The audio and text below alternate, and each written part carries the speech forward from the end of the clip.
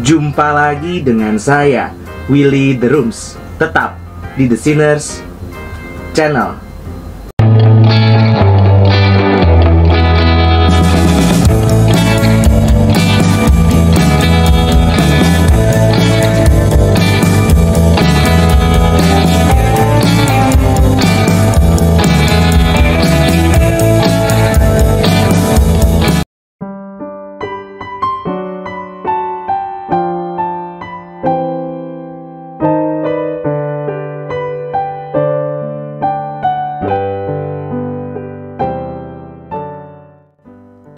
Selamat ya, udah lulus. Mau lanjut ke S2? Wah, enggak deh, udah capek belajar. Mau kerja aja sekarang. Rasanya percakapan seperti ini cukup umum hadir di dalam kehidupan kita sehari-hari. Untuk orang yang cukup mampu, paling sedikit 12 tahun dalam hidupnya dihabiskan di sekolah. Untuk yang lebih mampu lagi dan berhasil menamatkan universitas, 16-17 tahun hidupnya dihabiskan di sekolah. Jika hidup manusia rata-rata 60 tahun, dapat dikatakan bahwa kira-kira 20-30% hidupnya berada di sekolah. Dan kita menyebut masa-masa itu masa belajar. Memang sah-sah saja jika kemudian kita merasa lelah dan jenuh belajar sesudah kita menamatkan sekolah. Apalagi mengenyam pendidikan bukanlah sesuatu yang mudah ditempuh. Tapi, betulkah belajar itu sesuatu yang discontinue dengan masa bekerja? Tentunya kita dapat dengan mudah menampilkan istilah lifelong learning, pembelajaran seumur hidup, sebagai jawaban ideal dari pertanyaan ini. Tetapi seringkali yang disebut lifelong learning ini dilaksanakan dengan mengambil kuliah lagi atau mengambil kursus tertentu yang mendukung karir kita atau sebagai ancang-ancang atau bekal untuk pindah karir. Agustinus pada zamannya dapat dikatakan sebagai seseorang yang menjalani lifelong learning, tapi dengan cara dan motivasi yang berbeda. Ketika Agustinus muda sedang belajar menjadi ahli retorika, mirip seperti karir politikus di zaman sekarang, dia terinspirasi oleh buku berjudul Hortensius yang ditulis oleh Cicero yang berisi himbauan untuk mencintai kebijaksanaan, the love of wisdom. Karena filosofi atau filsafat, philo atau phileia artinya adalah cinta dan sophia adalah kebijaksanaan, itu pada dasarnya mencintai kebijaksanaan. Maka bagi Agustinus, berfilsafat pada dasarnya adalah suatu bentuk dari cinta dan secara natur tindakan yang afektif. Agustinus sangat peka dengan istilah cinta. Di dalam bukunya yang berjudul Confessions, setidaknya ada 3 peristiwa yang menyebabkan kesedihan yang mendalam bagi Agustinus. Yang pertama adalah kematian dari seorang teman yang sangat dia kasihi. Lalu yang kedua, pada saat dia harus mengakhiri masa hidup bersama dengan gundik dan anak haramnya. Yang ketiga, ketika ibunya meninggal dunia. Bagi Agustinus, cinta mempersatukan jiwa yang mencintai dengan yang dicintai. Yang menjadi masalah adalah apakah subjek atau objek yang kita cintai dan apa yang kita percaya dapat membawa kebahagiaan yang paling utama. Kebahagiaan selalu menjadi tujuan akhir dari hidup manusia. Kita melakukan sesuatu untuk kebahagiaan, namun kita tidak mencapai kebahagiaan untuk tujuan lain. We do something for the sake of happiness, but we do not obtain happiness for the sake of something else. Agustinus mengingat masa di mana dia meratapi kematian teman baiknya. Bagi Agustinus, kesedihan muncul karena kita mengasihi sesuatu yang tidak kekal, yang berubah dan yang dapat binasa. Kesedihan muncul karena kita percaya bahwa seolah-olah sesuatu yang temporal dapat memberikan kita kebahagiaan yang ultimat. Dosa pada dasarnya adalah sikap yang seperti ini, yaitu sikap mencintai sesuatu yang sebenarnya membawa kita pada ketidakbahagiaan. Bukankah kita mempunyai masalah yang sama, di mana kita sering menganggap hal-hal yang dapat kita pegang, yang kita pegang sekarang akan membawa kita pada kebahagiaan sejati? Bukankah kita sering beranggapan bahwa kita akan bahagia jika mimpi-mimpi dan ambisi-ambisi kita terpenuhi? Kebahagiaan sejati hanya bisa diperoleh di dalam Tuhan, karena Tuhan tidak berubah dan kekal selamanya. Adalah salah jikalau kita mengasihi orang lain demi mereka sendiri. Ini sebenarnya mimpi dari humanisme sekuler, to love people as an end in itself. Bagi Agustinus, kita seharusnya mengasihi orang lain di dalam Tuhan. Kita seharusnya mengagumi sesuatu demi Tuhan. Kekaguman dan cinta kita terhadap hal temporal seharusnya memimpin kita untuk menikmati Tuhan. Sehingga ketika sesuatu yang kita kasihi hilang, kita tidak akan menjadi pahit, karena hal tersebut tetap berada di dalam Tuhan dan tidak hilang selamanya. Orang yang beranggapan bahwa sesuatu di dalam dunia menjadi tujuan utama akan selalu kecewa. Orang yang memakai segala sesuatu di dalam dunia sebagai sarana untuk menikmati Tuhan atau sebagai tujuan akhir tidak akan pernah kecewa. Demikian juga dengan mencintai kebijaksanaan. Agustinus percaya bahwa kebijaksanaan yang pokok adalah kebijaksanaan yang kekal, yang tidak berubah dan yang non-korporeal, yaitu Yesus yang adalah Logos. Sebagai informasi saja, dalam filsafat Plato ada dua macam keberadaan, yaitu keberadaan korporil dan non-korporil. Keberadaan korporil adalah keberadaan yang dapat dirasakan secara panca indera, yang mempunyai bentuk dan materi. Lalu untuk keberadaan non-korporil adalah keberadaan di luar dunia materi, yang murni bersifat spiritual. Contoh dari keberadaan non-korporil adalah kebenaran, matematika, pikiran, dan seterusnya. Di dalam bukunya, Agustinus yang berjudul Confessions, ia menyesali hasrat dia di masa lampau yang mengejar kebijaksanaan yang sia-sia, kebijaksanaan duniawi yang didorong supaya dipuji, memiliki karir tinggi di dunia politik sebagai seorang ahli retorika agar terlihat elokuen, fasih lidah. Demikian juga penyesalan atas kesombongannya karena dia menganggap sastra Alkitab terlalu sederhana dibandingkan dengan sastra-sastra Latin yang dia kagumi, dan bahwa kebenaran itu harus rumit untuk layak menjadi sebuah kebenaran.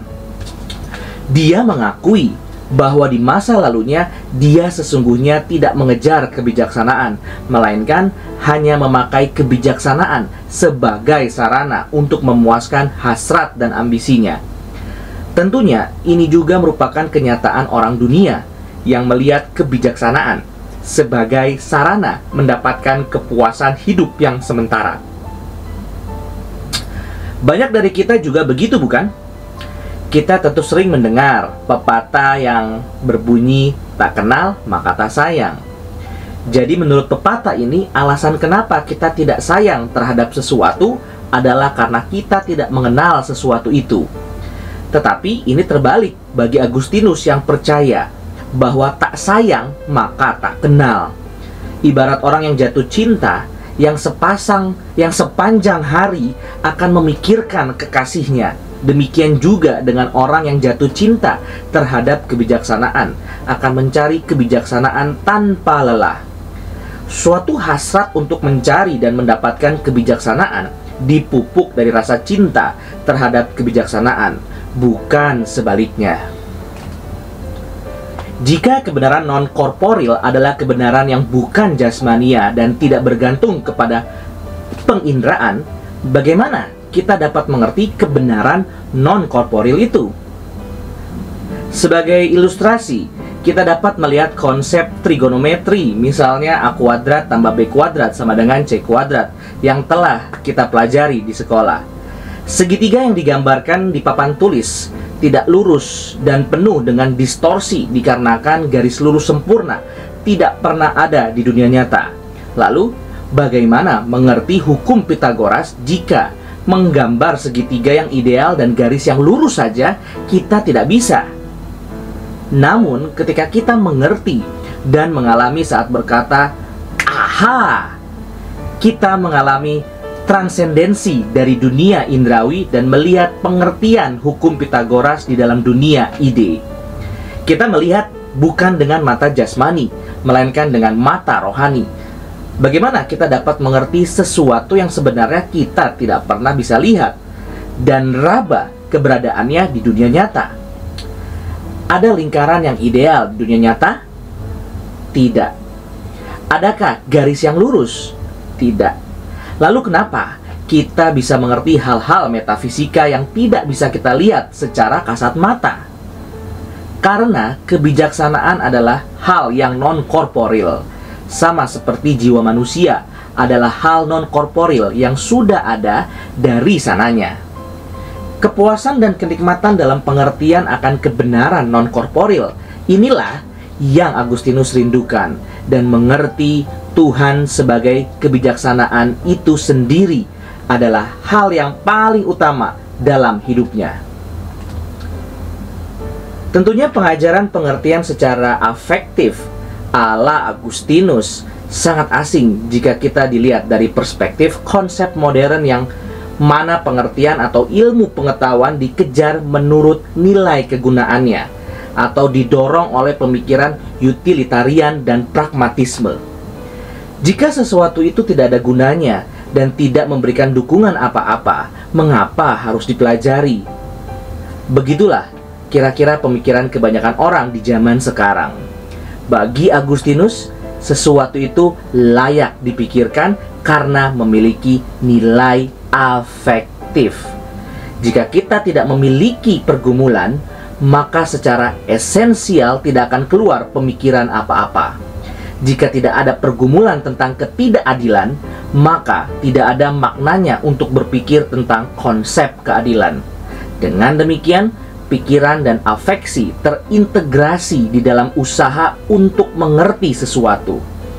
Ini tentunya berbeda sekali dengan konsep modern di mana kita dapat berpikir apa saja tanpa memiliki pergumulan sebagai faktor penggerak, yang berarti no string attached dan tidak ada komitmen.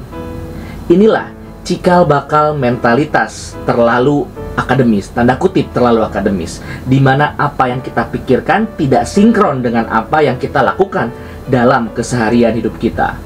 Hal ini dapat dibandingkan dengan 1 Korintus 8 ayat 1 yang menyatakan bahwa pengetahuan membuat orang menjadi sombong, tetapi kasih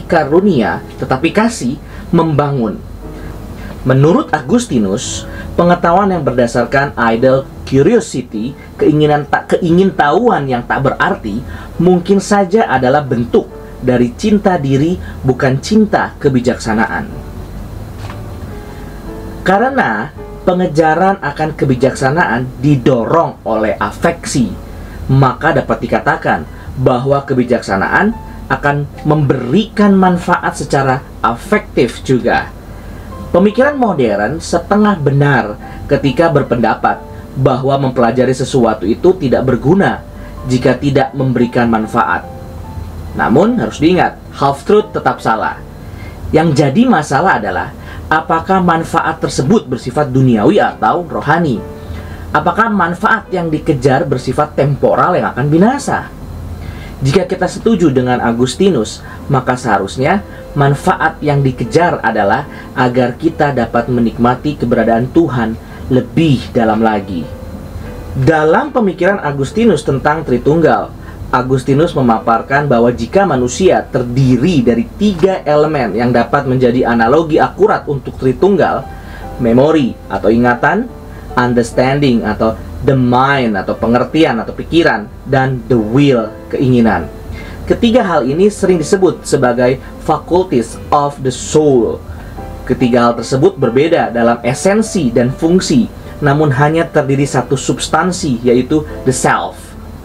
Pengalaman kita di masa lalu tersimpan di dalam ingatan, dan ingatan menjadi dasar untuk suatu pengertian akan masa lalu tersebut. Kemudian, pengertian akan masa lalu tersebut akan memunculkan keinginan. Ketiga hal ini akan selalu ada di dalam jiwa kita sebagai peta teladan dari Allah Tritunggal. Namun, pernahkah kita berpikir dalam kerangka apa kita mengingat masa lalu kita? Ketika kita ingat masa lalu, apakah yang teringat adalah data mentah dari masa lalu? Misalnya suatu peristiwa, tempatnya di mana, jam berapa, siapa yang ada di sana, cuacanya cerah atau hujan, dan lain-lain. Atau lebih ke penafsiran dari masa lalu. Bagaimana masa lalu bermakna bagi hidup kita sekarang? Saya percaya masa lalu kita tidak netral dan lebih dibentuk oleh penafsiran yang berdasarkan pengertian dan pengenalan diri kita pada saat itu. Ketika kita bergumul, kita mengenang kembali masa lalu, kemudian dianalisa oleh pengertian tentang masa lalu tersebut, dan akhirnya melahirkan keinginan untuk mengerti lebih lanjut. Pengertian yang lebih lanjut, jika didorong oleh pengenalan diri yang tepat, akan memberikan interpretasi ulang terhadap masa lalu di dalam ingatan kita. Disinilah Agustinus melihat bahwa masa lalunya yang pahit sebenarnya memiliki makna setelah dia mengerti dan mengenal Tuhan lebih jauh. Agustinus dapat berdamai dengan masa lalunya yang pahit dan penuh dosa setelah ia menyadari akan rencana dan kedaulatan Tuhan di dalam hidupnya untuk menjadi berkat bagi banyak orang sebagai seorang teolog dan bapa gereja. Pemikiran Agustinus memberikan sumbangsi yang signifikan bahkan sampai 1500 tahun setelah kematiannya. Bagaimana dengan diri kita yang juga mempunyai masa lalu yang tidak ingin diingat atau masa lalu yang traumatis dan mengecewakan? Jika kita terus melihat masa lalu dari sudut pengertian yang menyimpang, yang penuh dengan cinta diri, maka kita akan terus menabur kekecewaan dan penyesalan seperti Agustinus ketika masih muda. Tetapi jika kita mau meneladani Agustinus yang mencari pengertian dalam segala ketulusan dan kelemahannya, maka oleh anugerah Tuhan kita akan dimampukan untuk melihat benang merah kehidupan kita masing-masing dan bagaimana kita dapat menjadi berkat sebagaimana Agustinus telah menjadi berkat bagi kita semua pada hari ini. Sebagai penutup, saya ingin mengutip moto Grow in faith, learn to reason, help bring justice. Iman dan pemikiran Agustinus tidak dapat dipisahkan, tapi saling menumbuhkan. Faith seeking understanding. Iman memimpin kepada pengertian, dan pengertian memimpin kepada iman yang lebih dewasa, dan seterusnya. Lalu dengan iman dan pengertian yang benar, dengan sendirinya hati nurani kita akan terusik untuk memperjuangkan keadilan di dunia ini. Begitu juga dengan memory, understanding, will yang terus sering menumbuhkan dalam pengenalan diri yang tepat di hadapan Tuhan. Meneladani semangat Agustinus yang tidak memisahkan pikiran dan afeksi, iman dan pengertian hendaknya tidak terlihat sebagai bekal untuk memperjuangkan keadilan, melainkan sebagai suatu afeksi yang diiringi oleh pengertian yang benar. The chief goal to achieve understanding is the understanding itself, and the chief ends to pursue wisdom is the wisdom himself. The rest are just consequence of this. Terima kasih. Tuhan Yesus memberkati.